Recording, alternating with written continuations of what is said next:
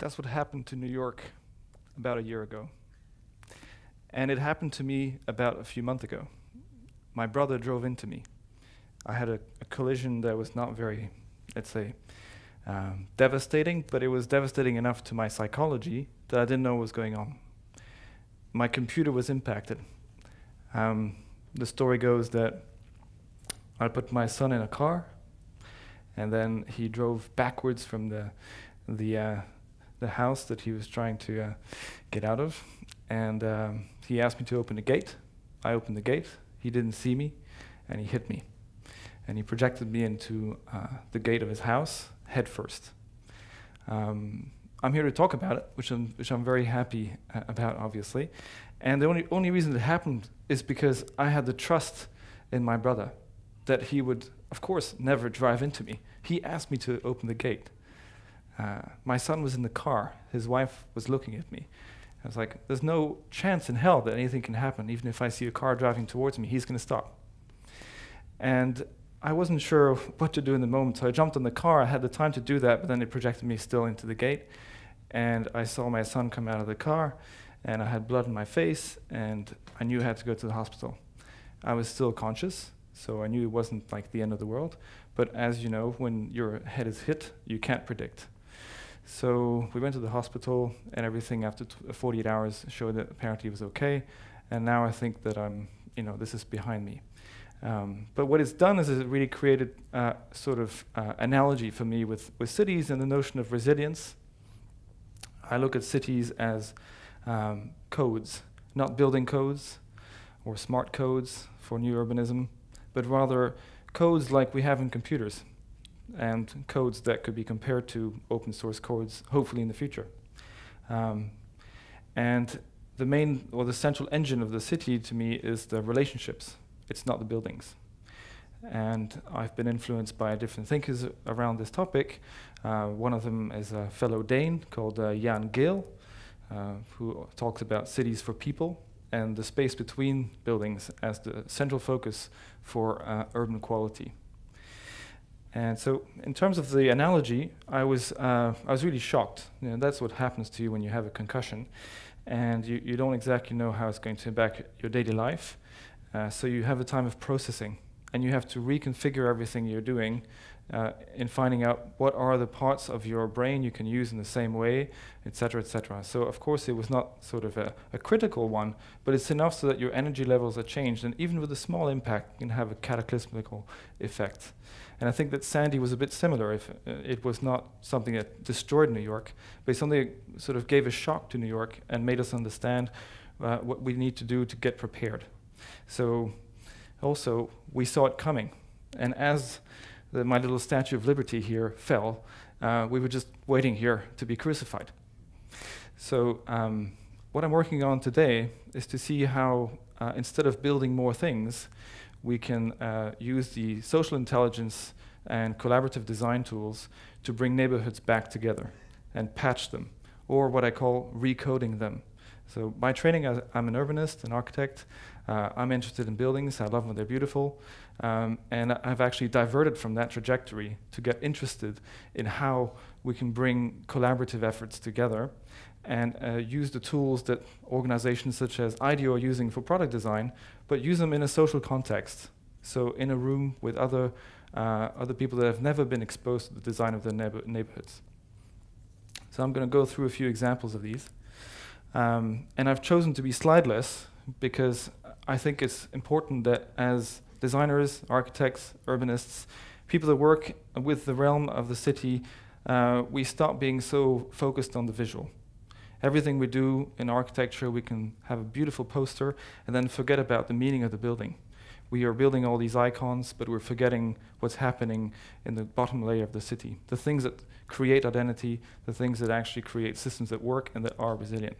So it's a deliberate choice, and you'll have to imagine with me the participatory journeys that I engineer for communities to find their way again. So one of the first projects I did was in Germany. It was a derelict social housing estate where a landlord had the problem of falling rent. And in the north of Germany, lots of real estate owners that are dependent on pension funds were feeling the crunch of the crisis. And they didn't know how to raise their rent. Obviously, first they bought the social housing estates from the city that was failing to be able to afford welfare, and then they bought the housing estates and they couldn't actually create a rent. So that creates a context which is very explosive. It's a risk of having ghettoification, whatever you want to call it. I decided that the only way to treat that was to see if we can bring the community together and ask them what they wanted. And it seems like it's a very simple thing to do. But I started doing a design residency, so I actually stayed in the estate, one of my colleagues did, and we started to map out through questions, and we'd done some prior research, what people wanted. So the first step of this process is about listening and actually opening up our mind to what design challenge we're facing, rather than just saying, well, as a designer, I know what I have to do, I'm going to give you a solution and just buy it. So I decided to see, well, maybe my ideas are not right. Maybe I can contribute to those ideas, but in the first instance, I need to find out what people want. So we mapped out those intentions, and we created what we are now calling a well-being analysis, which is slightly a visual take at an analysis or holistic analysis of local happiness, which is partly from data that is quantitative and partly qualitative. So we ask these questions and we create this visual representation of how people feel in their own neighborhood. And from there, we can have a dialogue. They know that we came in, that we stayed there, that we care, that we want to understand, even if maybe we don't. But they know that we want to understand. And we also know that they have committed their time, and they can see who in the community have. Not necessarily because we want to, make it anonymous, but we are also allowing them in the same room to come in and do that. So that's the second thing. And finally, once we have that data set, we can create a curated collaborative lab, or that's what we call it, but other people call it design charrettes. So we make design charrettes where we bring people together and we see what we can actually have in terms of lost opportunities. So we map out the spaces in the social housing and we find out what people want to have done in those. And then we help them with design tools, we give them to them, and we actually create a sort of new scenario planning of what the neighborhood could be. So this is a report. It ends up in a report that we give to our client. And the interesting thing is that two things happened. The first thing is that the community started feeling that it was doing better somehow, even if we hadn't touched any of the building fabric. So even without doing much else than that, it already started a conversation that they felt that they were concerned, and that that's maybe a way to tackle the built environment, even through the soft edges of planning. So we had that first, let's say, introduction with them. And the second thing that happened is that the real estate owner was able to raise the rent. So we make both sides happy. And that really actually matters a lot to me. I used to own a restaurant, and it was really a pleasure to be able to give a plate out to somebody, and when they would eat it, they would find out that they liked the plate. This immediacy of rapport was extremely rewarding, and I find that again in the design, with a community is extremely rewarding because of that. So that's an example of how we start by listening. And I've already given some indication in terms of the lab. So we've done these labs in different places in Europe now, about 10 of them with my organization. And I think this is really a new way of creating a framework and process. Even if people have done this in different parts of the world, there isn't really organizations, or there haven't been organizations that are focused on curating these journeys for communities as a non-profit. Architecture for Humanity is a very interesting organization coming out to help in disaster relief. But what are we doing about prevention? Many cities are dwindling, they're shrinking, they're facing challenges such as disasters that may come. And how do we create that network of resilience? Well, I think it's by doing these things in small, impactful ways. Another example I want to give is we were asked by the Design Council in the UK to work on a series of alleys that were connecting a social housing estate with a high street. It was in Tottenham, which is where the riots had started in the UK. And people were setting fire on cars, etc. And the question was why? Well, I'm not going to give an answer to that. But what I can say is that we worked with the community again the same way. And we're now hoping that this will be implemented. So we're going to change all these alleys, and we're creating a new public realm strategy for the area through people's volition, people's interaction. The new relationships that they've created, they can now monitor them in public space. They can see that it is much more impactful maybe than knowing that there will be a new shop or a new building or a new policy or a new code, etc. It's something they've been involved in, and they have a sense of ownership of it. So in that specific case, what I think is important to me is the fact that we have now created sort of a 5-step process which hopefully we can replicate to many other places around the world. And so this process has, the first step is to listen. The second one is to look and map the opportunities. The third step is to do these collaborative design labs, or charrettes. The fourth one is to create scenario planning from the results of the data that we treat in these environments, in the collaborative environments. And the fifth one is to co-implement or co-make. So we have the tools without even talking about what we may do in the built environment with open source hardware. It's also just the software of the place, as if each place had an operating system like your Macintosh or your Apple computer now, or a PC.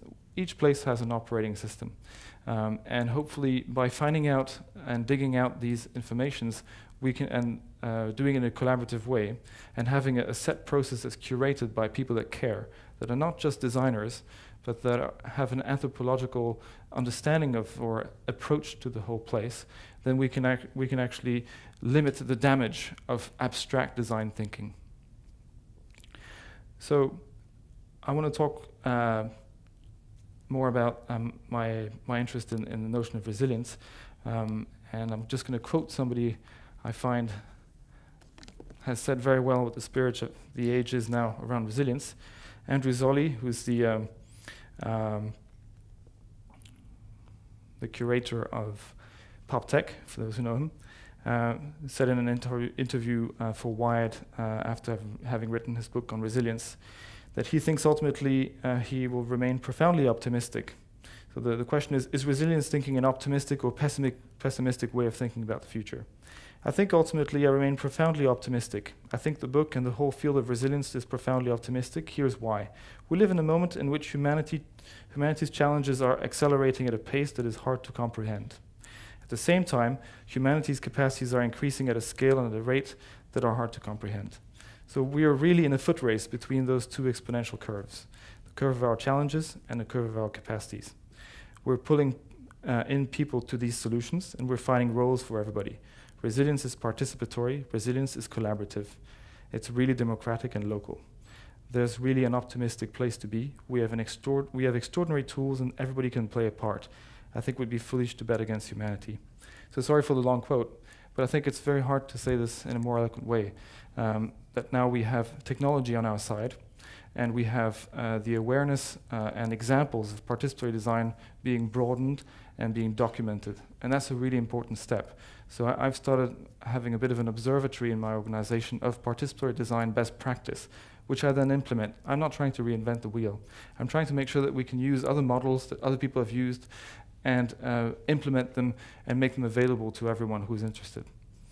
So the analogy for me with the accident and it's very much about how we decide to face what happens to us. What impacted me mainly, as I said, was the psychology. I didn't know if I could be the same person after the accident. I actually didn't know, for at least, let's say, 4 days. Okay, it's a very short time, but it's enough time to be influenced in the way that you think. And I think for a city, it's the same thing when you have a crisis or an impact or a cataclysm.